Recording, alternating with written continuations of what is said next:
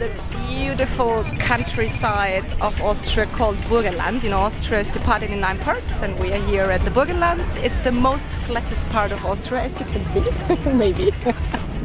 Yeah, the festival, the Nova Rock, is the 7th year this year. We are sold out with around 55,000 people. Each stage we have per day around 9 bands, and then we have an open stage for local bands from Austria.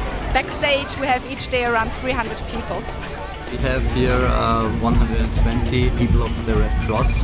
They are here on the station. We have 8 doctors here. We have 4 stations here.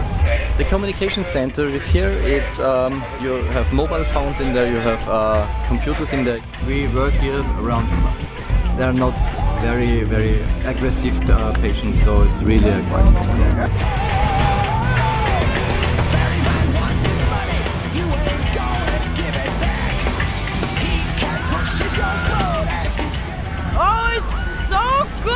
I felt like I was reborn. My heart was pumping. Welcome to Nova Rock. We've done quite a few festivals on this tour. Basically, we're traveling all over Europe. These are like 3-day kind of festivals, and just the atmosphere, you know, the people were camping in the tents. So when you turn up, there's a real sense of something special. It's just not like a regular gig. It's nice to get a chance to play with other bands, catch up with people that we saw in Australia, other bands, and just say hello. And it just gives the gigs a different edge.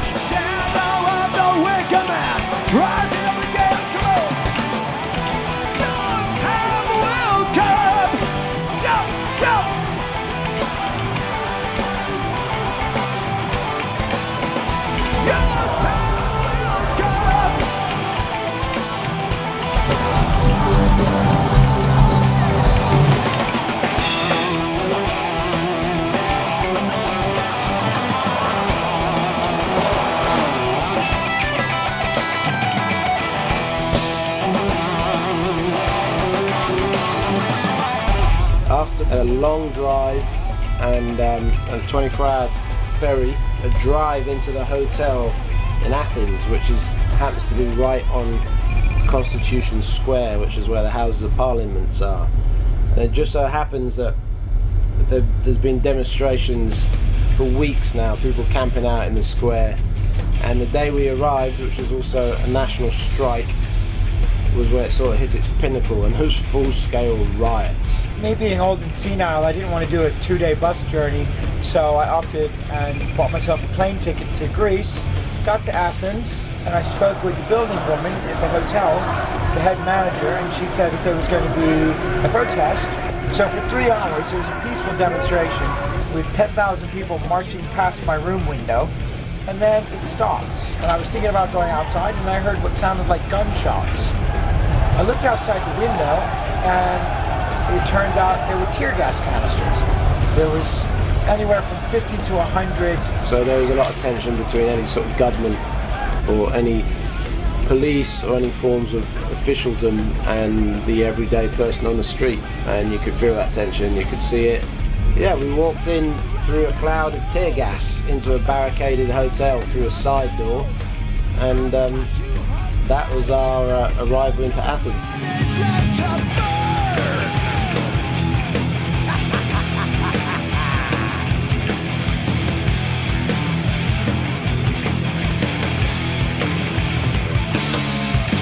We are 37 kilometers outside of Athens. We are at Teravai Park.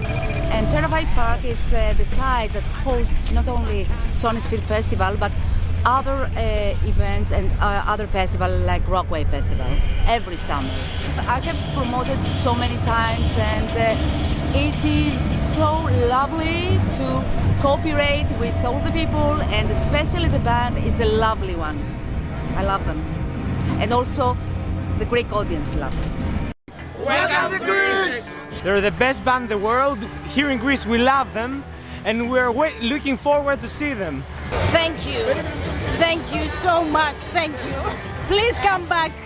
Beautiful setting out in the mountains. It's a wonderful place. Obviously, the downside for an anemic blue Englishman is It's a little on the George Michael side. It's a bit wham for a man like me. Headline act, lots of shit. Headline act, even more shit. Small Greek stage.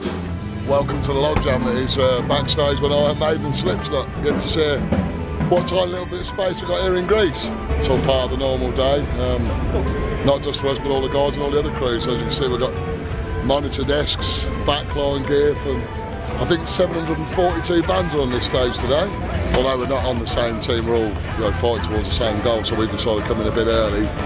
Everybody tries to give an inch and bend a little bit to help each other out and hopefully put on a nice flowing show for all the kids. A lot of bands on that stage, very, very tight, so that's been a challenge, but it's good. We're up and running, and we're ready to do another Maiden show for all our Greek fans and any other Maiden family members that have trekked their way out here to see us.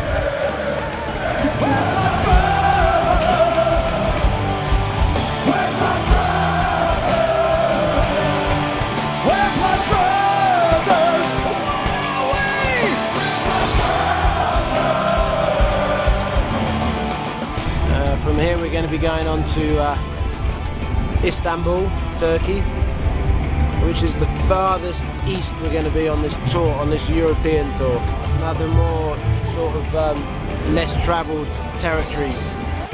We're here today for Sonisphere headlining Iron Maiden. Küçük Çiftlik Park is located in the heart of Istanbul. We have a capacity of 17,000 people. We're going to be hosting a number close to that today. The venue served as an amusement park for the last 30 years. 3 years ago we changed it into a venue, a concert venue. Since then we've been hosting very big rock concerts and festivals, but Sonisphere is the biggest gig ever. As Iron Maiden fans, we're very proud to be hosting you. We have very die-hard Maiden fans here in Istanbul. They're very excited to be able to see you guys here perform. This is the biggest gig Istanbul's gonna host this year.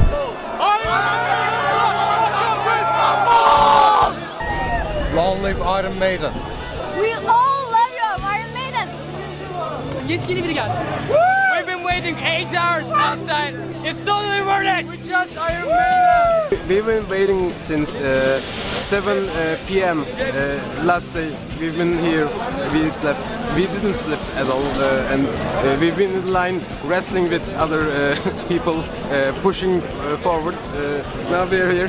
Hopefully, we'll get to the front and see Bruce and look him in the eye.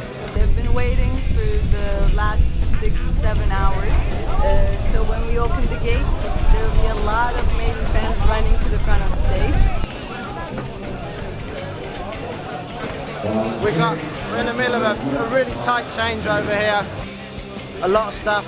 We've got a lot of bands on this stage, very, very small stage. The guys are working flat out to make it work.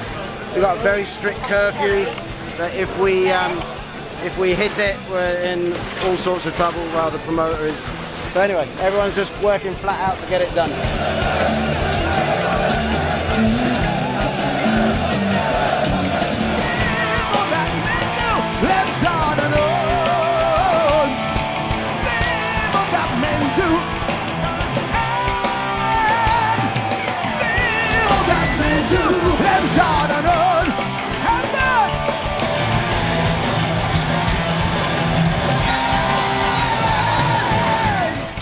Great show in Istanbul, good groundbreaking stuff, and it seems to be getting the word out about the Sonisphere thing. But as far as we're concerned, I mean, it's a Maiden show. That's the main issue. That's frankly all I care about, is that we get our 2 hours and it's concise.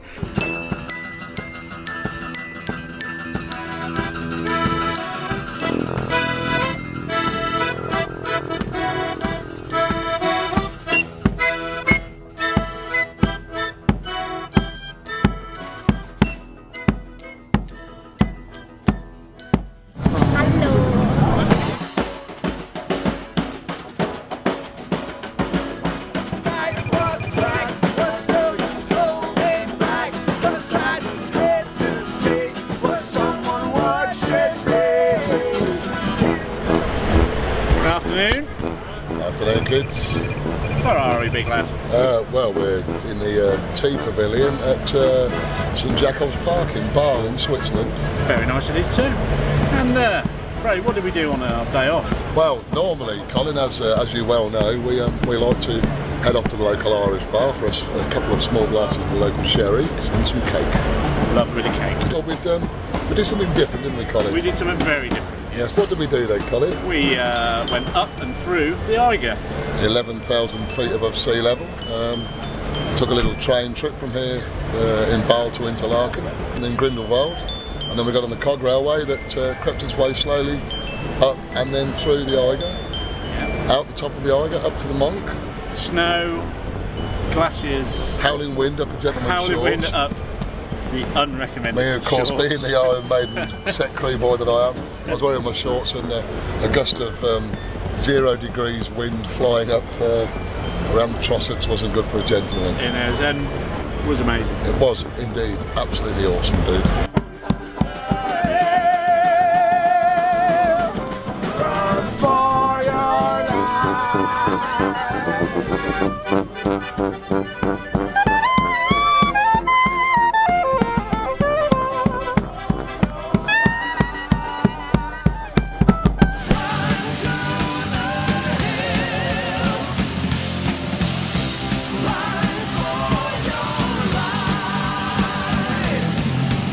Iron Maiden, welcome to Imola!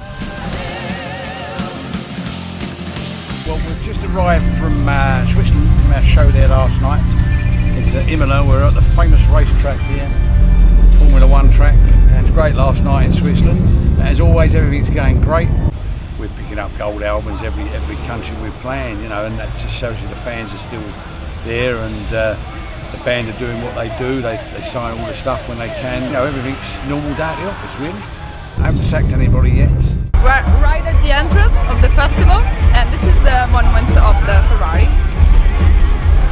No traffic in here, it's wonderful. This is all the boxes area where the Formula 1 stays during the Grand Prix. Okay, this is the Ferrari Tower.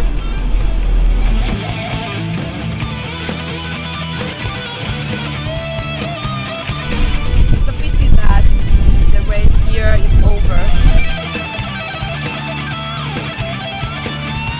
I'm gonna win. I'm coming to you from Imola in Italy, from the Enzo Ferrari Imola racetrack. Yeah, my drum set been behaving very well actually. More than can be said for the drummer. But the drum set's been holding up well. Charlie's been holding up even better. The bloke who puts it up every night and takes it down. We're on to 3 changes now. 3 shows and it used to be 2. So probably it's not hitting them as hard these days. Yeah, when you crack 2 cymbals. Everything's been great. My cymbals have been looking after themselves. They haven't been misbehaving and breaking on me. A couple of them go, but they're, you know, not as bad as I used to. So I don't hit them as hard as I used to, see. One last goodbye. Oh yeah! The final frontier screaming! The final frontier! The final frontier! The final frontier! 25 past 11, the band have just come off stage, they've done a runner, they've gone, we're loading out. This is sort of the end of our festival run. We've got a couple more yet, one more couple of weeks down the road in Madrid, but basically we go back into our own shows at this point. Sonosphere before this, we've had, I don't know how many, but there's quite a few Sonospheres. We've got one more going in Madrid, we've done all the rest up to now. They've all been pretty amazing really, all different places, different quirky places and quirky little situations backstage and on stage and everything else. Each festival is a different site, a different kind of vibe, different feel, obviously different audience and interesting to say the least. Been superb though, really, really good. Overnight into Paris, double show, 2 shows, and 2 more sold out shows. Bercy, we'll load out there and we start heading back up to Scandinavia. Roskilde, another festival, one of the oldest festivals in Europe. And then some of our big stadium shows. Stay with us, we'll see you down the road.